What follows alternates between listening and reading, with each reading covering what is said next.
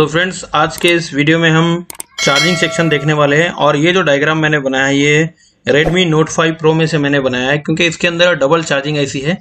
एक normal charging IC होती है और दूसरी होती है टर्बो चार्जिंग आईसी। जैसे कि फास्ट चार्जिंग के लिए एक पीसीबी में दो चार्जिंग आईसी का यूज़ किया जाता है, और जो एडेप्टर होता है वो 5 वोल्ट और 2 एम्पियर का एडेप्टर यूज़ करते हैं। जो हमारा चार्जर जो होता है एडेप्टर, तो उसके अंदर क्या होता है, फास्ट चार्जिंग के लिए जब आप फास्ट चार्जर लगाते हैं और मोबाइल के अंदर फास्ट चार्जिंग का ऑप्शन रहता है, तो इसमें डीएमडीपी की जो सप्लाई होती है उसको वो ऑलरेडी शॉर्ट हो जाती है जब चार्जर लगाते हैं। तो ये सारी चीज़ मैं इस वीडियो में बताऊंगा। तो ये चार्जिंग सेक्शन में आपको बता रहा हूँ, पूरा वीडियो एंड तक देखें। तो सबसे पहले यहाँ पे आप देख सकते हैं, जैसे यहाँ पे आप देख सकते हैं एक ये वाला जो देख रहे हैं अब हमारा ये चार्जिंग पिन है हमारी, चाहे वो टाइप सी का होने दो चाहे वो नॉर्मल हो। यहाँ से जो सप्लाई चार्जर लगाने के बाद आउट होती है, जो कि हमारे ओवीपी के थ्रू चार्जिंग आईसी में जाती हैं। किसी किसी में ओवीपी आईसी यूज नहीं करते हैं और किसी किसी में ओवर वोल्टेज प्रोटेक्शन आईसी को यूज किया जाता है। और ये जो सप्लाई होती है फ्रेंड्स, ये सीधा डायरेक्ट आपकी, अगर बीच में ओवीपी नहीं होगी तो सीधा जाएगी ये चार्जिंग आईसी में। Redmi Note 5 Pro में जो है PM660 करके एक आईसी लगी होती है, वही आईसी पावर आईसी भी है, मेन पावर जिसे हम कहते हैं, और वही आईसी हमारी चार्जिंग आईसी भी है, जिसको हम डीसी टू डीसी बोलते हैं। इसके अलावा इस लाइन में जो 5 वोल्ट चार्जर लगाने पर आता है उसको हम वी बस कहते हैं। इसके बाद फ्रेंड्स यहीं से एक और लाइन पावर एसी में चले जाती है। जैसे कि आप देख सकते हैं, एक लाइन वी बस की इस साइड चले गई और एक लाइन यहां से आगे चले गई। तो इसको हम बोलते हैं वी बस यूएसबी एसएनएस, मतलब सेंस। जब आप चार्जर लगाते हो तो यहाँ पे सेंस कराया जाता है कि चार्जर हमारा लग चुका है, जिसके कारण आपका ऊपर डिस्प्ले पे लोगो वगैरह भी शो होता है। तो यही 5 वोल्ट आपका यहाँ पे भी मिलेगा आपको 5 वोल्ट सेंस की जगह पे, और यहाँ पे भी मिलेगा वी बस पे। इसके बाद एग्जैक्टली अपोजिट साइड से आप देखेंगे तो यहाँ पे आपको एक पीएमआईडी करके या वीएमआईडी या एमआईडी करके एक सप्लाई निकलेगी, जहां पे आपको एक पैरेलल में कैपेसिटर मिलेगा। और ये जो सप्लाई होती है ये चले जाती है आपके एसएमबी, जो कि हमारी सेकेंडरी चार्जिंग आईसी होती है। एसएमबी जो है ये कॉलकॉम जो कंपनी है उसने सेकेंडरी चार्जिंग आईसी निकाली है एसएमबी नाम की। बहुत सारे इसमें आपको आईसियां देखने को मिलेंगे।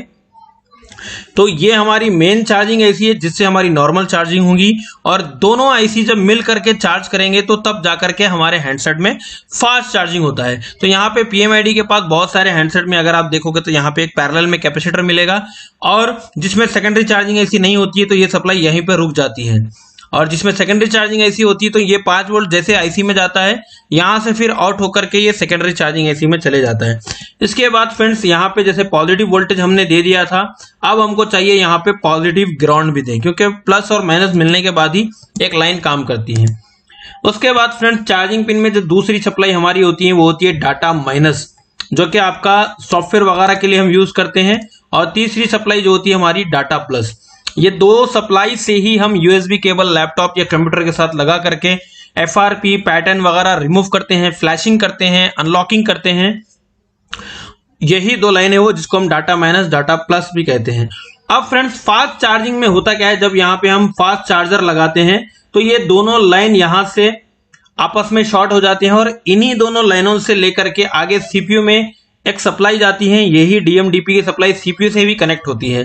तो जब आप यूएसबी केबल लगाते हैं तब सीपीयू को पता चलता है कि इसमें यूएसबी केबल लगाया गया है, और जब यहाँ पे हम चार्जर लगाते हैं तो सीपीयू को पता चल जाता है ये दोनों लाइन शॉर्ट होने पर इस आईसी को वो सीपीयू एक्टिवेट कर देता है I2C लाइन के थ्रू। अभी मैं आगे बनाऊंगा अभी।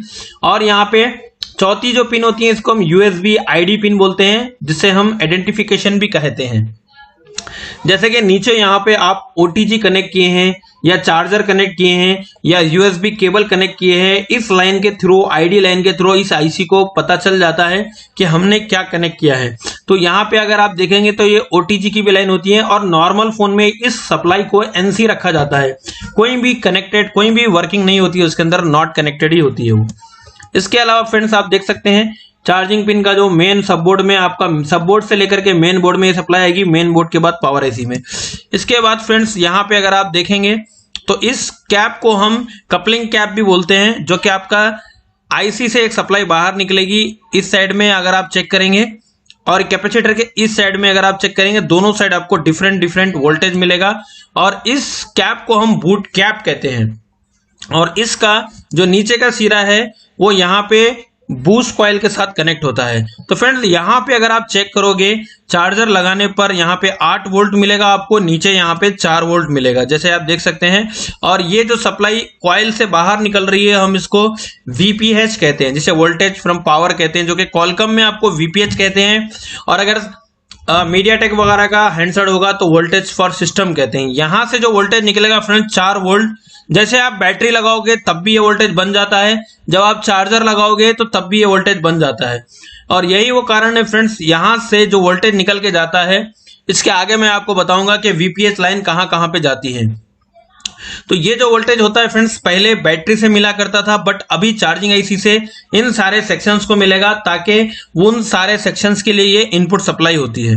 इसके बाद फ्रेंड्स यही वोल्टेज इस तरह से पलट के वापस से पावर आईसी में आ जाता है, जहां से हम वोल्टेज फॉर सिस्टम कहते हैं। तो ये वोल्टेज इस तरह से आकर के जब आप चार्जर लगाते हो तो यहां से फ्रेंड्स यही लाइन जो है हमारी VBAT की सप्लाई होती है, जो कि बैटरी कनेक्टर पे आती है। देख सकते हैं आप यहाँ पे, तो पॉजिटिव के बाद यहाँ पे ग्राउंड भी चाहिए। ये देख सकते हैं VBAT की सप्लाई जब आपकी ID लाइन कनेक्ट हो जाती है तो यहाँ से ये वोल्टेज आपके एक सेंस रजिस्टर के थ्रू आपके बैटरी में ये वोल्टेज आते हैं और आपकी बैटरी चार्ज हो जाती है। बट फ्रेंड इसको वर्क करने के लिए, कोई भी आईसी को वर्क करने के लिए, जैसे आप जानते हैं एक प्रोटोकॉल होता है जिसको हम I2C प्रोटोकॉल कहते हैं। तो इसमें 2 लाइन होते हैं जैसा आप देख सकते हैं। एक होता है SPMI system power management interface data, SPMI clock system power management interface clock. तो ये क्लॉक और डाटा की सप्लाई जो होती है जिसको हम I2C सप्लाई भी बोलते हैं। तो इस आईसी को कंट्रोल करने के लिए, इस आईसी से सारे आउटपुट्स निकालने के लिए, ये आईसी का जो भी काम हो रहा है इसकी इंफॉर्मेशन सीपीयू को चाहिए। और यही लाइन देख सकते हैं आप सेकेंडरी चार्जिंग आईसी में भी जाती है। तो ये आईसी वर्क कर रही है कि नहीं कर रही है ये भी देखने के लिए यहाँ पे सीपीयू अपने लिए 2 लाइन रख लेता है जिसको हम I2C लाइन बोलते हैं। बट फ्रेंड्स ये लाइन वर्क तब करती है जब इस पे वोल्टेज दिया जाता है। तो वोल्टेज जो आपका इस पे दिया जाता है पावर आईसी के through 2 pull up resistor use किए जाते हैं जो कि 2.2 किलो ओम्स के होते हैं। जैसे कि आप देख सकते हैं एक रजिस्टर इसके साथ है, एक रजिस्टर इसके साथ। यहाँ पे अगर आप देखोगे तो यहाँ पे आपको 1.8 का वोल्टेज चेक करने मिल जाएगा आपको। इसके बाद फ्रेंड्स यहाँ से आप देख सकते हैं पावर बूट और स्टेटस, चार्जिंग स्टेटस, ये दोनों लाइन यहाँ से सेकेंडरी चार्जिंग आईसी के साथ कनेक्ट होते हैं, क्योंकि ये दोनों लाइन मिलकर ही चार्जिंग का स्टेटस शो करते हैं कि कैसा उसका कंडीशन है, कितना परसेंटेज हो रहा है, क्या है। तो इन लाइनों में यहाँ पे 100K के 2 रजिस्टर्स मिलेंगे। इसके अलावा फ्रेंड्स यहाँ से जो ग्रीन कलर की लाइन देख रहे हैं आप, ये लाइन बहुत इंपॉर्टेंट है जिसको हम बैटरी ID लाइन बोलते हैं। और उसके बाद बैटरी कनेक्टर पे चौथी पिन जो होती है उसको हम बैटरी थर्मल लाइन बोलते हैं। ये 2 लाइन बहुत इंपॉर्टेंट है। ID लाइन से थ्रू ये पता चलता है कि बैटरी हमारी कनेक्ट हुई है कि नहीं हुई। तो ID लाइन से जैसे ही इस ग्रीन लाइन से इस चार्जिंग आईसी को पता चल जाता है कि बैटरी कनेक्ट हो चुकी है, तो यहाँ से VBAT का जो वोल्टेज है बैटरी को चार्ज करने के लिए ये रिलीज करता है। और VBAT का एक सप्लाई सेकेंडरी चार्जिंग आईसी के साथ भी जुड़ा होता है। तो ये सेकेंडरी चार्जिंग और मेन चार्जिंग, ये दोनों आईसीओं से जो आउटपुट निकलता है, जिसके कारण हमारी चार्जिंग आईसी जो है फास्ट चार्जिंग में बदल जाती हैं और फास्ट चार्जिंग वो कर देते हैं। तो फ्रेंड्स ये चार्जिंग सेक्शन में मैंने आपको समझाने की कोशिश की है। ये सारे सप्लाइयों को चेक करिए। पावर आईसी से 2.2 के वोल्टेजेस, 2.2 रजिस्टर के थ्रू 1.8 वोल्टेज याद रखिए। I2C सप्लाई बहुत जरूरी है। यहाँ पे VBAS की सप्लाई जरूरी है, DMDP की सप्लाई जरूरी है, बैटरी USB ID की सप्लाई जरूरी है। इसके अलावा ये बूट कैप को जरूर याद रखिए, 4 वोल्ट 8 वोल्ट। VPH का कॉइल याद रखिए। फेक चार्जिंग, ये यहाँ पे 8 वोल्ट अगर नहीं बनेंगे तो यहाँ पे फेक चार्जिंग होगी। ये VPH कॉइल खराब हो जाएगा तो आपका फेक चार्जिंग होगा। बैटरी ID लाइन कनेक्ट नहीं होगी तो फेक चार्जिंग होगा आपका। ये सारी चीज आपको याद रखनी है। ये आईसी अगर खराब हो जाए तो फेक चार्जिंग होगा आपका। चार्जिंग पिन में पानी चला जाए, चार्जिंग का पत्ता खराब हो जाए, नीचे का सब बोर्ड टू बोर्ड कनेक्टर खराब हो जाए, बोर्ड टू बोर्ड का पत्ता खराब हो जाए तो फेक चार्जिंग होगा आपका। तो ये सारी चीज याद रखना है। यहाँ से सिर्फ वोल्टेज आ रहा है बट यहाँ से 2 एम्पियर इन नहीं होगा तो फेक चार्जिंग होगी आपकी। इसके अलावा फ्रेंड्स काफी सारे और भी लाइन्स होते हैं आपके जो देखने होते हैं। तो ये हमारे चार्जिंग सेक्शन में मेन लाइंस थे। यहाँ से VPH लाइन आपकी जनरेट होती है जो कि मैंने अभी यहाँ पे बताया आपको। ये देख सकते हैं ये कॉइल के बाद जो सप्लाई आगे बढ़ जाती है वो जाती है हमारे इन सारे आईसीओ में। ये कॉइल वही है वीपीएच कॉइल, ये सारे आईसीओ में जाती है। तो ये आईसीओ के लिए इनपुट सप्लाई है, ये सब आउटपुट तो अलग अलग निकालेंगे सब लोग, लेकिन इनपुट सबको 4 वोल्ट ही मिलता है। तो ये एक चार्जिंग सेक्शन में मैंने आपको एक वीडियो जो कि आपको दिया है, तो जरूर इसे पढ़ें, इसको समझें, बार बार वीडियो को देखिए और उससे बहुत कुछ सीखने मिलेगा आपको। देखिए और कमेंट करके बताइए। Thank you very much friends.